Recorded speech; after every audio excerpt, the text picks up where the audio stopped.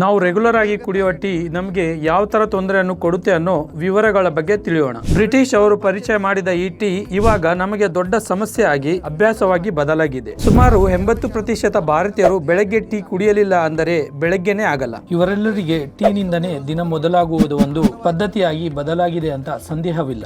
175 ವರ್ಷಗಳ ಹಿಂದೆ ನಮಗೆ ಈ ಟೀ ಅಭ್ಯಾಸ ಆಗುವುದಕ್ಕೆ ಬ್ರಿಟಿಷ್ ಅವರು ಎಲ್ರಿಗೂ ಉಚಿತವಾಗಿ ಟೀ ಪುಡಿ ಪ್ಯಾಕೆಟ್ ಅನ್ನು ಹಂಚಲಾಗುತ್ತಾರೆ. ರೈಲ್ವೆ ಸ್ಟೇಷನ್ ಒಳಗಡೆ, ಸಿನಿಮಾ ಹಾಲ್ ಒಳಗಡೆ ಟೀ ಸ್ಟಾಲ್ ಇಟ್ಟು ಈ ತರ ಪ್ರತಿಯೊಬ್ಬರಿಗೂ ಟೀ ಅನ್ನು ಅಭ್ಯಾಸ ಮಾಡಬೇಕೆಂದು ಎಲ್ಲಾ ವಿಧಾನದ ಪ್ರಯತ್ನವನ್ನು ಮಾಡಿದರು ಅವರು. ಕೊನೆಯಲ್ಲಿ ಈ ದಿನ ಎಲ್ಲರ ಮನೆಯಲ್ಲೂ ಸಾಂಪ್ರದಾಯವಾಗಿ ಬದಲಾಯಿತು. ಯಾರಾದ್ರೂ ಅತಿಥಿ ನಮ್ಮ ಮನೆಯಲ್ಲಿ ಬಂದರೆ ಅವರಿಗೆ ಟೀ ಕೊಟ್ಟು ಸ್ವಾಗತ ಮಾಡುತ್ತೇವೆ ನಾವು. ಈ ವಿಧಾನವಾಗಿ ನಮ್ಮ ಕಲ್ಚರ್ ಬದಲಾಗಿದೆ ಅಂತ ಹೇಳ್ಕೋಬಹುದು. ನನ್ನ ಕೇಳಿದ್ರೆ ಕೇವಲ ಅವರು ಲಾಭದಗೋಸ್ಕರ ವಿದೇಶಿಯವರು ನಮಗೆ ಅಂಟಿಸಿದ ಒಂದು ಕೆಲಸಕ್ಕೆ ಬಾರದ ಪಾನೀಯ ಮಾತ್ರವೇ. ಈ ಟೀ ಹಿಂದೆ ನಮಗೆ ತಿಳಿಯದ ಬಹಳ ಇಂಟ್ರೆಸ್ಟಿಂಗ್ ವಿಷಯಗಳು ಬಹಳ ಇದೆ. ನಮಗೆ ಬಹಳ ಜನರಿಗೆ ಕಾಫಿ ಗಂಟಲಿಗೆ ಇಳಿಯದೆ ಹೋದರೆ ದಿನಗಳೇ ಹೋಗುವುದಿಲ್ಲ. ಇನ್ನು ಕೆಲವರು ಉದ್ಯೋಗ ಮಾಡುತ್ತರ ದಿನದಲ್ಲಿ 5 ರಿಂದ 6 ಟೀ ಕುಡಿತಾನೆ ಇರ್ತಾರೆ. ವಿದೇಶಿಯರು ನಮ್ಮ ದೇಶದಲ್ಲಿ ಕಾಲಿಡುವ ಮೊದಲು ನಮ್ಮ ಮನೆಯಲ್ಲಿ ಟೀಗಿಂತ ಹರ್ಬಲ್ ಟೀನೇ ಇರುತ್ತಿತ್ತು. ಕೇವಲ ಆಯುರ್ವೇದ ಮೂಲಿಕೆಗಳಿಂದ ಇದರೊಳಗೆ ಕುದಿಸಿ ಕಷಾಯವನ್ನು ಟೀ ತರ ತೆಗೆದುಕೊಳ್ಳುವರು. ರುಚಿಗೋಸ್ಕರ ಅದರೊಳಗೆ ಸ್ವಲ್ಪ ಜೇನನ್ನು ಹಾಕುವರು. ಅದು ಆರೋಗ್ಯಕ್ಕೆ ಬಹಳ ಪ್ರಯೋಜನ ಇತ್ತು. ಆದರೆ ಇವಾಗ ಪರಿಸ್ಥಿತಿ ಆತರ ಇಲ್ಲ. ಟೀ ಎಲ್ರಿಗೂ ಒಂದು ಅಭ್ಯಾಸವಾಗಿದೆ. ಟೀ ಅಂದ್ರೆ ಎಮೋಷನಲ್ ತರ ಅನ್ಕೊಳ್ತಾರೆ, ಆದ್ರೆ ಅದು ಒಂದು ಅಡಿಕ್ಷನ್. ಈ ವಿಷಯವನ್ನು ನಾವು ಅರ್ಥ ಮಾಡಿಕೊಳ್ಳಬೇಕು. ಇವಾಗ ಈ ಟೀ ಅಡಿಕ್ಷನ್ ಹಿಂದೆ ಇರುವ ಮೂಲ ಕಾರಣವನ್ನು ತಿಳಿದುಕೊಳ್ಳೋಣ. ಸಾಧಾರಣವಾಗಿ ಕಾಫಿ ಒಳಗಡೆ ಕ್ಯಾಫೇನ್ ಅಂತ ಮೈಂಡ್ ಅಲರ್ಟಿಂಗ್ ಕೆಮಿಕಲ್ ಇರುತ್ತೆ.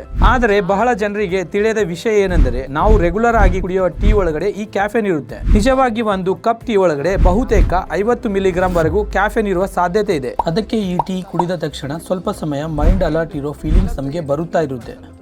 ಈ ಕ್ಯಾಫೇನ್ ಶರೀರ ಒಳಗಡೆ ಪ್ರವೇಶ ಮಾಡಿದ ನಂತರ ಹಾಫ್ ಲೈಫ್ ಅಂದರೆ 5 ಗಂಟೆ ತನಕ ಒಳಗಡೆ ಇರುವ ಅವಕಾಶ ಇದೆ. ಹಾಫ್ ಲೈಫ್ ಅಂದರೆ ಆ ಕೆಮಿಕಲ್ಸ್ ಅರ್ಧ ಜೀವನ ಅನ್ನೋ ಮಾತು. ಉದಾಹರಣೆಗೆ ಸಾಯಂಕಾಲ 5 ಗಂಟೆಗೆ ಕಪ್ ಟೀ ಕುಡಿದಾಗ 50 ಮಿಲಿಗ್ರಾಂ ಕ್ಯಾಫೇನ್ ನಮ್ಮ ಶರೀರದ ಒಳಗಡೆ ಪ್ರವೇಶ ಆಗುತ್ತಾ ಹೋಗುತ್ತೆ. ರಾತ್ರಿ 10 ಗಂಟೆ ತನಕ ಆ ಕ್ಯಾಫೇನ್ 25 ಮಿಲಿಗ್ರಾಂ ಉಳಿದಿರುತ್ತೆ. ಇದು ಪೂರ್ತಿಯಾಗಿ ಆ ಶಕ್ತಿ ಹೋಗಲು ಇನ್ನು 5 ಗಂಟೆ ತೆಗೆದುಕೊಳ್ಳುವ ಅವಕಾಶ ಇರುತ್ತೆ. ಅದಕ್ಕೆ ಸಾಯಂಕಾಲದಿಂದ ರಾತ್ರಿ ಸಮಯದವರೆಗೂ ಟೀ ಜಾಸ್ತಿ ಆಗಿ ಕುಡಿಯುವ ಕಾರಣ ನಿದ್ರೆಗೆ ಬರುವ ಸಮಸ್ಯೆಗಳು ಬರುವ ಸಾಧ್ಯತೆ ಇದೆ. ಅದಕ್ಕೆ ಮಧ್ಯಾಹ್ನದವರೆಗೂ ಕೊನೆಯ ಟೀ ಅಭ್ಯಾಸ ಮಾಡಿಕೊಂಡರೆ ಒಳ್ಳೆಯದು.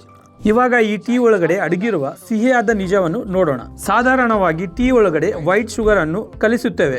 ಇದು ಒಂದು ಸ್ಲೋ ಪಾಯ್ಸನ್ ತರ. ಸಾಧಾರಣವಾಗಿ ಟೀ ಕುಡಿಯುವ ಸಮಯದಲ್ಲಿ ಈ ಶುಗರ್ ಅನ್ನು ಜಾಸ್ತಿಯಾಗಿ ತೆಗೆದುಕೊಳ್ಳುತ್ತೇವೆ ಅನ್ನೋ ವಿಷಯವನ್ನು ಯಾರು ಗಮನ ಹರಿಸುತ್ತಿಲ್ಲ. ಆ ತರ ತಿಳಿಯದೆ ನಾವು ಟೀದಿಂದ ಹೆಚ್ಚಾಗಿ ರಕ್ತದೊಳಗೆ ಶುಗರ್ ಅನ್ನೋದು ನಮ್ಮ ಶರೀರದೊಳಗೆ ಕಳುಹಿಸುತ್ತಿದ್ದೇವೆ. ಇದರಿಂದ ಅಧಿಕ ತೂಕ, ಹೃದಯದ ರೋಗಗಳು, ಡಯಾಬಿಟಿಸ್ ಹಾಗೇನೆ ದಂತದ ಸಮಸ್ಯೆಗಳು, ಎಷ್ಟೋ ಆರೋಗ್ಯದ ಸಮಸ್ಯೆಗಳನ್ನು ಹೆಚ್ಚಾಗುವ ಸಾಧ್ಯತೆ ಇದೆ. ಶುಗರ್ ಇಲ್ಲದೆ ನಾವು ಟೀ ಕುಡಿಯಲು ಆಗೋದಿಲ್ಲ. ಅದಕ್ಕೆ ಟೀ ಅನ್ನು ಮಿತವಾಗಿ ತೆಗೆದುಕೊಂಡರೆ ಸ್ವಲ್ಪ ಪ್ರಯೋಜನಕಾರಿ ಆಗುತ್ತೆ. ಯಾವುದೇ ಅಭ್ಯಾಸ ಆದರೂ ಮಿತವಾಗಿದ್ದರೆ ಅದು ಔಷಧ ತರ ಕೆಲಸ ಮಾಡುತ್ತೆ, ಅಮಿತವಾಗಿದ್ದರೆ ಅದು ವಿಷ ತರ ಕೆಲಸ ಮಾಡುತ್ತೆ. ಅದಕ್ಕೆ ಸಾಧ್ಯವಾದರೆ ಮಿಲ್ಕ್ ಟೀ ಬದಲಿಗೆ ಹರ್ಬಲ್ ಟೀ ಕುಡಿದರೆ ಪ್ರಯೋಜನಕಾರಿ ಆಗುತ್ತೆ. ಅದಕ್ಕೆ ಸರಿಯಾದ ಟೀ ಆಯ್ಕೆ ಮಾಡೋಣ, ನಮ್ಮ ಲೈಫ್ ಕ್ವಾಲಿಟಿ ಹೆಚ್ಚಿಸೋಣ. Thank you.